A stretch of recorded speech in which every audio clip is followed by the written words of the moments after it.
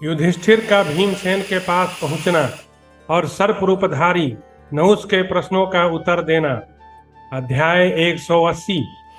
वैशंपायन जी कहते हैं, जन्मेजय, सर्प के शरीर से बंधे हुए अपने प्रिय भाई भीमसेन के पास पहुंचकर परम बुद्धिमान युधिष्ठिर ने इस प्रकार पूछा, कुंती नंदन, तुम कैसे इस विपत्ति में पड़ गए?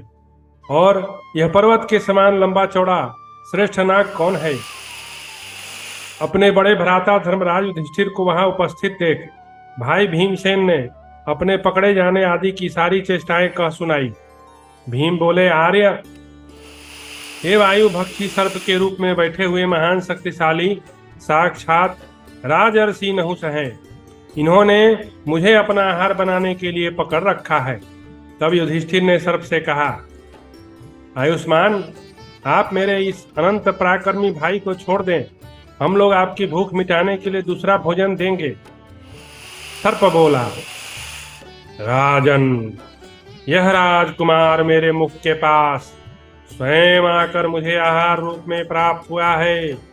तुम जाओ, यहाँ ठहरना उचित नहीं है, अन्यथा कल तक तुम ही मेरे आहार बन जाओगे। महाबाहो, मेरा यह नियम है कि मेरी अधिकृत भूमि के भीतर जो भी आ जाएगा वह मेरा भक्ष बन जाएगा।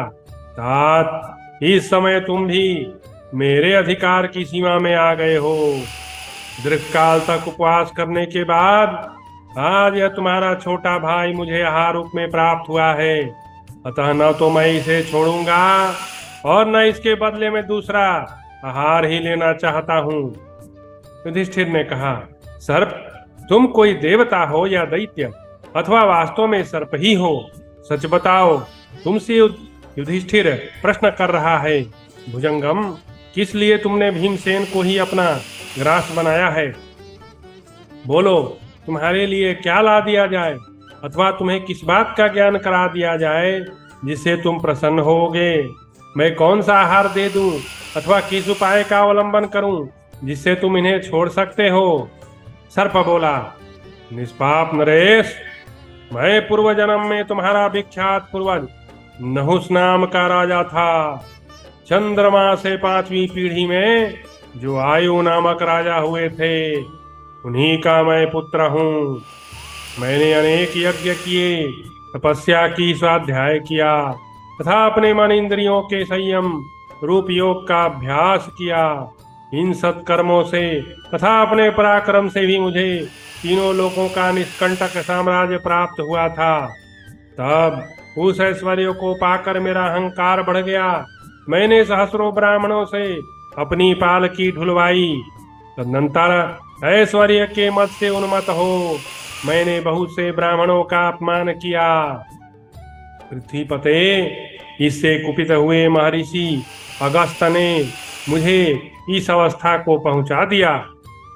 पांडुनंदन नरेश, उन्हीं महात्मा अगस्त्य की कृपा से आज तक मेरी स्मरण शक्ति मुझे छोड़ नहीं सकी है।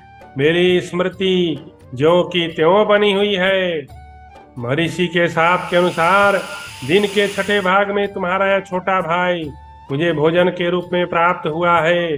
अतः मैं ना तो इसे छोड़ूंगा, ना इसके बदले दूसरा आहार लेना चाहता हूँ। परंतु एक बात है, यदि तुम मेरे पूछे हुए प्रश्नों का अभी उत्तर दे दोगे तो उसके बाद मैं तुम्हारे भाई भीमसेन को छोड़ दूंगा। युधिष्ठिर ने कहा, सर्प, तुम इच्छा अनुसार प्रश्न करो, मैं तुम्हारी बात का उत्तर दूंगा। भुजंगम, यदि हो सका तो तुम्हें प्रसन्न करने का प्रयत्न करूंगा। सर्पराज, ब्राह्मण को इस जीवन में जो कुछ जानना चाहिए वह केवल तत्व तुम जानते हो या नहीं, यह सुनकर मैं तुम्हारे प्रश्नों का उत्तर दूंगा।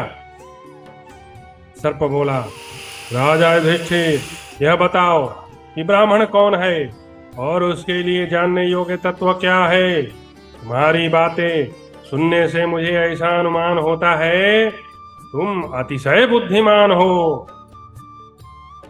युधिष्ठिर ने कहा, नागराज, जिसमें सत्यदान, क्षमा, सुशीलता, क्रूरता का भाव, तपस्या, दया ये सद्गुण दिखाई देते हो वही ब्राह्मण कहा गया है। सर्प, जानने योग्य तत्व तो परब्रह्म है, जो दुख और सुख से परे है, तथा जहाँ पहुंचकर अथवा जिसे जानकर मनुष्य शोक से पार हो जाता है। बताओ, तुम्हें अब इस विषय में क्या कहना है?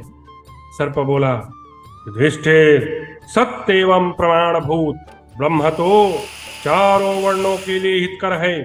सत्य, दान, क्रोध, क्रूरता का भाव, अहिंसा और दया आदि सद्गुण तो शूद्रों में भी रहते हैं। नरेश्वर, तुमने यहाँ जो जानने योग्य तत्व को दुख सुख से परे बताया, सो सुख और दुख से रहित किसी दूसरी वस्तु की सत्ता ही मैं नहीं देखता हूँ। युधिष्ठिर ने कहा, यदि शूद्र में सत्य आदि उपयुक्त लक्षण हैं और ब्राह्मण में नहीं है, तो वह शूद्र नहीं, वह ब्राह्मण नहीं। सर्प, जिसमें ये सत्य आदि लक्षण मौजूद हो वह ब्राह्मण माना गया है। जिसमें इन लक्षणों का अभाव हो उसे शूद्र कहना चाहिए। अब तुमने जो यह कहा कि सुख दुख से रहित कोई दूसरा वेद तत्व है ही नहीं, तो तुम्हारा यह मत ठीक नहीं।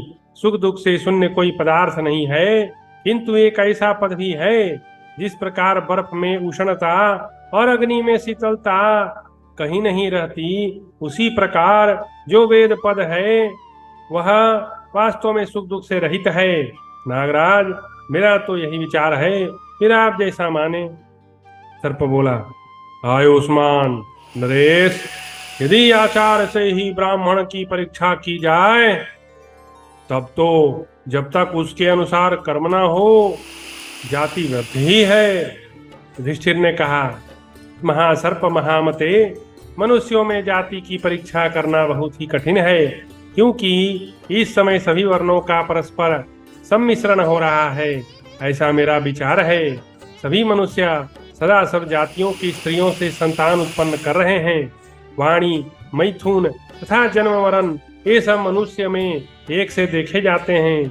इस विषय में यह आर्ष प्रमाण भी मिलता है।